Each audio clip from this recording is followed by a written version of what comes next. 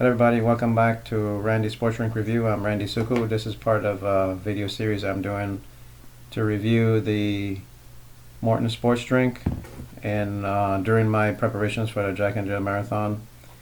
This particular video is to review the Gel 100 product that I used every 4 miles during this particular training run. Hope you enjoyed the video, and like, comment, and post any type of questions that you might have as part of this video. Thank you. You're gonna liven up yourself and don't be no drag. Hello everybody, again this is Randy Suku. I'm going to be talking about today my 20-mile run. I'm going to compare it against the long run I did on June 30. So I've got 3 run files up here. I've got the June 30 15-mile run and the July 7th 20-mile run. So that was split between a 6-mile warm-up and then a 14-mile long run. So let's get into it. So this particular run, the 15-mile run, I think I went over this particular run when I did one of my last videos. This was essentially a run I did just on the Gel 100. No, I didn't take any water. It was still cool at the start, but it got hot towards the finish. I did have to stop a few times here to this particular one. I had to stop to use the restroom. This one, these two, was to find water, and which I didn't find until until this stop here. But I just want to give you an idea of how it performed on this one. You know, I think we reviewed this quickly the last time. Took the gel at mile 4. It didn't take effect until mile 6 and 7. Took the second gel at mile 8, and you saw a little bit of an increase on 10 and 11. At this point, I believe it was a hydration problem. So then the next one I took, it was at 12, and then the pace kind of slowed down over here, and this again was because I didn't have any water. So this was about an hour and a half into the run where I actually had a hydration problem. So moving over to the July 7th effort, again I did a 6-mile warm-up, and then I did 14 miles after that. Here was a bathroom break. What I did that particular morning was I had my oatmeal, coffee, and I had a drink of the 1 whole bottle of a Maurten 320. One other thing I did that particular day was I preloaded with, well, at least the day before, I preloaded with Maurten 320 like around 3-4 o'clock in the afternoon. The day before July 7th, so July 6th, I did a 320 mix the day before, which was recommended by Maurten to actually do a preload the day before. And so the day of, on July 7th, I had, like I said, my oatmeal, and I did coffee and a drink mix 320.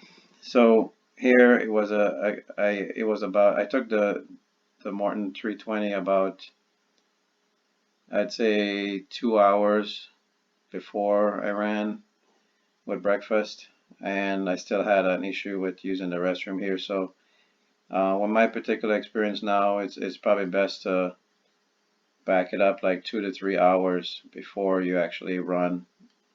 That way you can get all the fluid out of your system and its processed before you actually start running. So this was just a warm-up file. I took a Gel 100 at mile 4. You can see my average pace was you know, it was just a warm-up, and coming back it was a little bit easier, and didn't really see too much of an increase, except like mile 6 was almost 7:57. So not too bad there. I did take a bottle of water on this particular run. On the actually the 14 mile, I took water, just plain water, just a water bottle with 500 milliliters of water, 16, a little over 16 ounces. 16.9 fluid ounces is 500 milliliters of water. Just fill up a regular water bottle and take it with you if you plan on doing a similar type run. So again, so mile 4, you can see my after preloading the day before with a Drink Mix 320, and also preloading with a 320 a couple hours before. This particular stop here was a shoelace issue I had, so this was not a bathroom break. So if anybody was wondering about that stop. So average pace was, it was a nice and cool in the morning. I was in the 7s. So you can see I had a quicker pace with preloading the day before, and also the morning of the using the 320. I took the Force Gel at 7 mile 4, so mile 6 and 7 were a little bit slower than when I started off at mile 4. Took the next one at mile 8, 8:06. We slowed. It was a little bit slower in this particular run. Mile 12 was the next one, and it was a little bit slower here too. And I finished up the run here with in the 8 minute range. So the thing to notice is that once you preload with the Maurten 320, I wasn't pushing it really hard. I was just running a normal pace, and I was in the 7s, under 8 minutes. And when I took the gel, it felt good with the hydration, and this was a lot faster run for me, especially over doing 20 miles.